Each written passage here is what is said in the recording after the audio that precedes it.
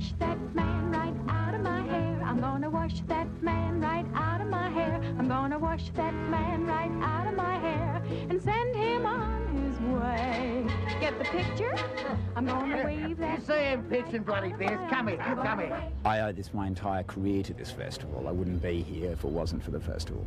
So I thought, let's go for it. So we have been working round the clock, 24 hours a day, to try and make it. I haven't seen the film. I haven't seen any of the special effects. I haven't seen it from top to tail. The first time I saw the film was the other night in front of 3,000 people, and it was a very frightening experience. Beautiful, beautiful. All right, Daddy, I'm ready for you. Come on, mate, at me in. Oh, wow, lovely. At least I think the Aussie audience will laugh at Daddy-O because he's so horrible. But the other night, they were terrified. I came out of the theatre and they're going, gee, mon Dieu, you know. They thought I was really a monster. And I said, no, no, I'm nice, you know.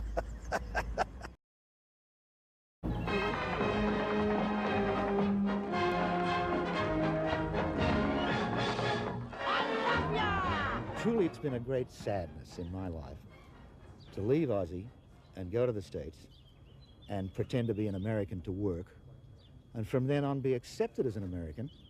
And I've only done like 3 Aussie parts in my life. And when I read Daddy-O, horrible Daddy-O, I thought, well, at least I could play an Aussie dinosaur, you know. It was a great moment of throwing open his door in Los Angeles, and there was the character. You know, nothing else needed to be done. I just went, wow, and I said, how's your accent? He said, pretty bloody great, mate, how's yours? And I just went, bingo. Every Christmas holidays, I was sent by my parents, thinking what a wonderful, healthy thing for them to do, to my Uncle Charlie up in the Lungaloo, and he was Daddy-O.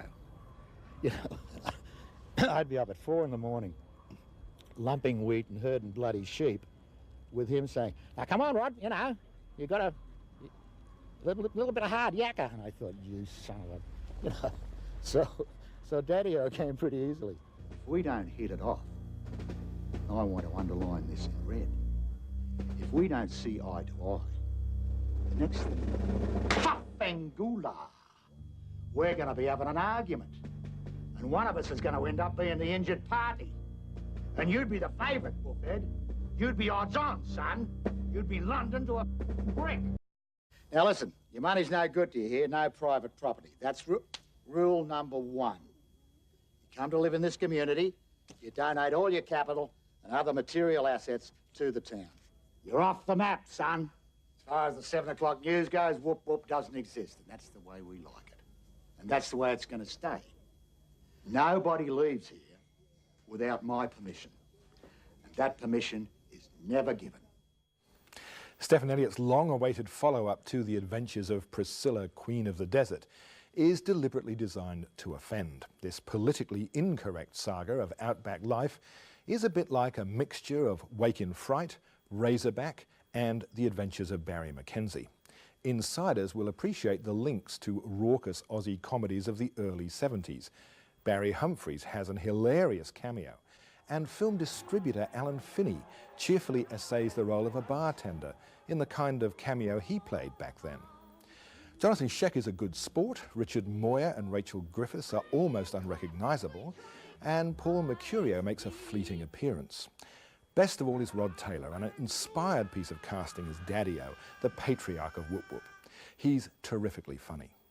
Elliott's film is very light on plot, but if you're not offended by these outrageous characters, there's plenty to enjoy in this well-made film, and the frequent juxtaposition of romantic songs from those wonderful old musicals and the far from romantic denizens of Woop makes for some great moments of hilarity. 3.5 stars from me.